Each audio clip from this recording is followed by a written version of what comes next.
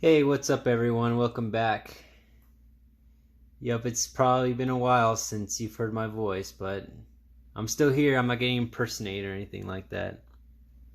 Anyways, today we're going to be upgrading the hard drive in my Thinkpad T420 to an SSD. This is something that I feel like is pretty simple, but maybe, you're just thinking about doing this sort of thing, so you kind of want to see what's involved. Whatever the reason, we're going to be doing that today. So to do this, you obviously need your new hard drive. Then part of that is having a ThinkPad that's actually working. And what do I mean by that? Well, because as you'll see, there's a caddy in here. Oops, sorry, it's actually the other side, but it's over here. There's actually a caddy that you need that. Technically, you could still do this, but you have to buy the caddy separately. Now, if you don't know exactly what I'm talking about, don't worry. If you have a working ThinkPad,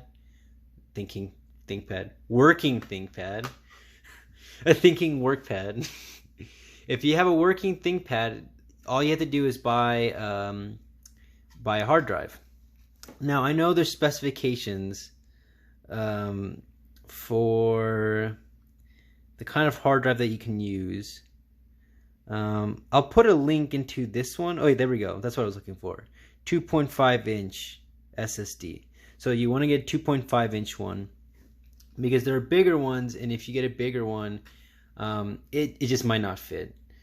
So the other thing you're going to need is some sort of tools. See, so I have a screwdriver kit, a small screwdriver kit. You just really need a small Phillips head screwdriver for this. But that's pretty much it. You don't need something fancy like this. I just happen to have it. But so yeah, you're gonna want a working ThinkPad, just a hard drive, a 2.5 inch hard drive, and a Phillips head screwdriver. All right, so let's do this. All right, so you want to turn this around. And the reason why I was pointed to it on this side was because when you flip it over, it's on this right side. Okay. So it doesn't really matter what size screwdriver you have as long as it fits. All right. So you want to unscrew this over here, where the hard drive is. I don't know if I pointed that out. But you want to kind of lift it and then take it out. All right. So right here, you can see there's a little, tab here. You want to pull that out. Here, let me bring the light. I don't have like a professional studio or anything, but hopefully it's still visible. All right. So here's a little tab. Just kind of fold it around. You pull that out and then pull on it, and your old hard drive will come out. So sorry, one thing that I forgot to mention, I actually did this the bad way. I'll kind of correct it right here. I already turned off my ThinkPad, but realistically you're gonna want to take out the battery so that you know it's off, so there's no like electrical discharges or anything. I mean, I'm honestly not that worried, but maybe you should be. Just don't hold me liable if your ThinkPad breaks or something. But I'm telling you now, you should probably take out the battery. Anyways, so here's the caddy I'm talking about. You may be like, well, what? Like, you may still be confused. So there's a hard drive here, but these rubber things and these screws here, this kind of like, I don't know, circle mesh thing. This is what I'm talking about. This is the caddy. And as you can see, let me get the right angle. They're the same dimensions. That they have the same SATA connection. So anyways, the next thing we're going to want to do is take this caddy off. Alright, so we want to take off these rubber pieces, like that. So then now we have this hard drive with the Well, the caddy's still attached with this, the caddy having the tab that we just pulled out. All right. So mine, I don't know if this is normal. Maybe you guys can tell me in the comments, but mine has 2 screws diagonal from each other. This is how it came. I don't know if that's normal. Maybe it's not. maybe I just got scammed. Maybe people usually have 4, but there's 4 holes here.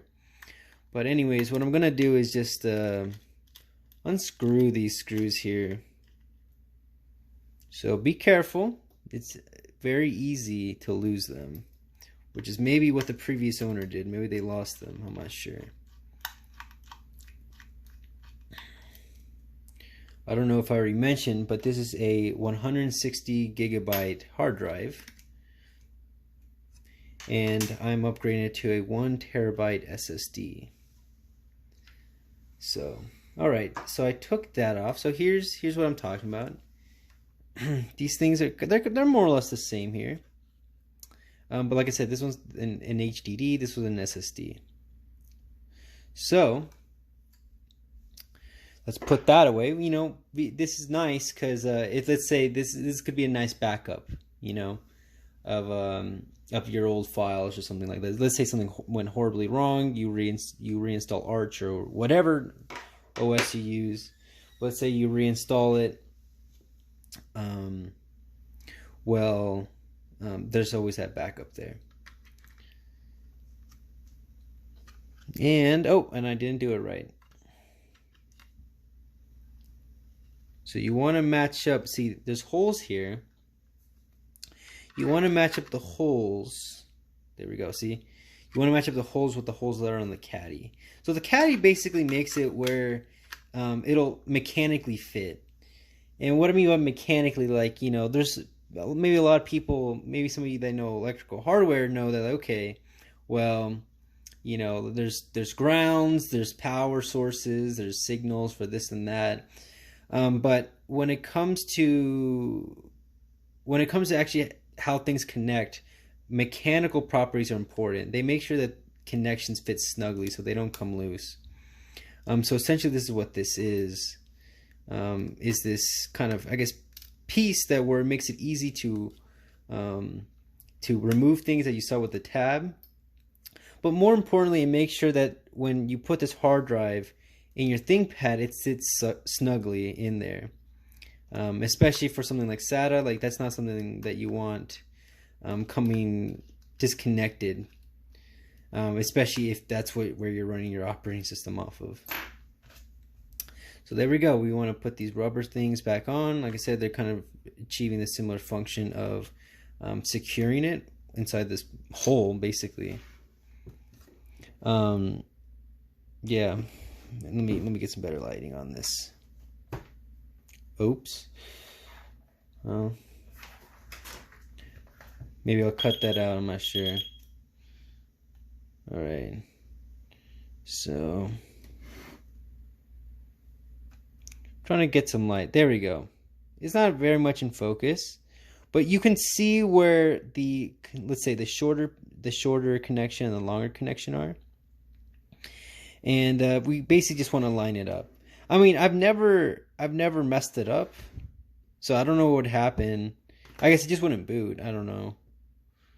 But dang it. I'm trying to like get it focused. There we go. So you can actually see that. All right, so then there's the shorter piece, the longer piece right there. Then we want to put that in. And really important too, just like how you left the tab. Oh man, it came undone again. Just like how you pulled out the tab, you want to tuck this in here. You know, like that. Tuck it in.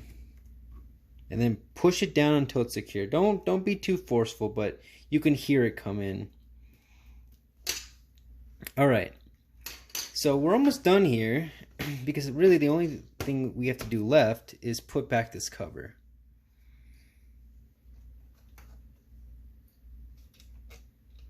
Oops. Yeah, so here's a screw. Here's the hole.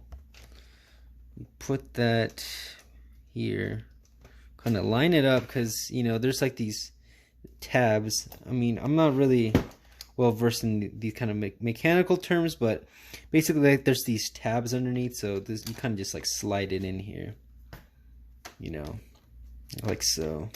So this is gap, and then you kind of like, there we go, just kind of slide it in. This one's a little trickier to get. You do have to be a little forceful with this.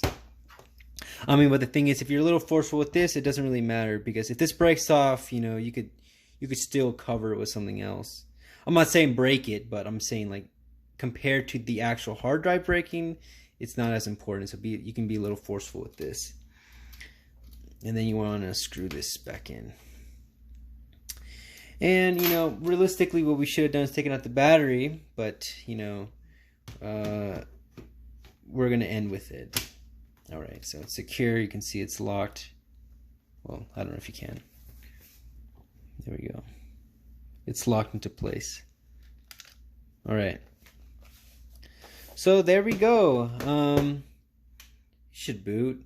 Maybe not. It's a clear hard drive. I'm gonna have to put Arch on it, but that's kind of beyond the scope of this video. So, anyways, that's just me going through how to replace the hard drive on the ThinkPad. So now I have a 1 terabyte SSD, and well, the video is basically over, but I just wanted to mention something.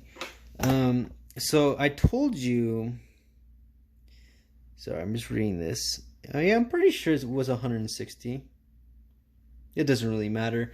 It's a it's a disk-based hard drive. And what I was gonna say, you know, maybe some of you are like, oh, okay, well, 1 terabyte is overkill. You know, I definitely thought that for a while. But here's the thing about solid state drives, is that compared to their actual hard drive counterparts, they wear out faster. Now, maybe it doesn't matter. Maybe, like, you know, SSDs haven't been around enough for people to have like real in-depth analyses on these things, but the idea is that these are going to last a lot longer than the SSDs. The transistors are just going to deteriorate. Now, like I said, is that in 80 years? You know, maybe is that beyond my lifetime? Maybe. But you know, people, you know, I guess it's one thing, people aren't really that sure. They don't really agree on like how long the effective lifespan is. But basically, the way the algorithms work on these kind of hard drive controllers is they kind of have a round robin. So if you have, let's say, a block here, right, where like that's the entire hard drive, and let's say here's the beginning of the block. It's not like you just keep writing file, right? You say you delete a file and you know, create a file there, and like, you know, all your computations are being done here. What it does, it kind of just like evens it out, you know. So maybe if you create something here, and as you know, like when you delete it, it doesn't actually delete it really, not in most cases. It just kind of leaves it there, and then just like writes over it. But usually with a lot of these controllers, I imagine when I think it was a Kingston that I bought. The way it works is that it'll just write to the next one over. So basically, with the 1 terabyte, it uses that entire terabyte to write over, if that makes sense. So you're kind of like evening out the wear on it. So just like some information, it's not just a 1 terabyte capacity. I'm not after the capacity as much as I am over the longevity of it. Which, like I said, people don't really agree about how much is enough, you know, or you know how long these things will effectively last in the near future. So to kind of hedge my bets, that's kind of why I got a 1 terabyte. I mean, you could just take this to the next level and say, even if you're going to use the same amount of storage you would otherwise, maybe buying a 2 terabyte would be worth the money. And again, like I said, it's you know, it's up to you how much you want to get. But I would have to say that I would definitely recommend an SSD. You definitely get better boot times, and if you can get, you know, more, I would definitely say with SSD you don't want to be at capacity. For example, if you bought 512, I would definitely say don't use 512. You know, because when you're using 100% of its capacity, you're really going to wear it out. Almost like wearing the same pair of pants every day or something like that. It's just better if you just kind of just, like I said, even it out. Anyways, that was a long aside, but anyways, I hope you enjoyed it, and maybe I can make a shorter cut later, in an edited version. But anyways, see you guys in the next video. Bye.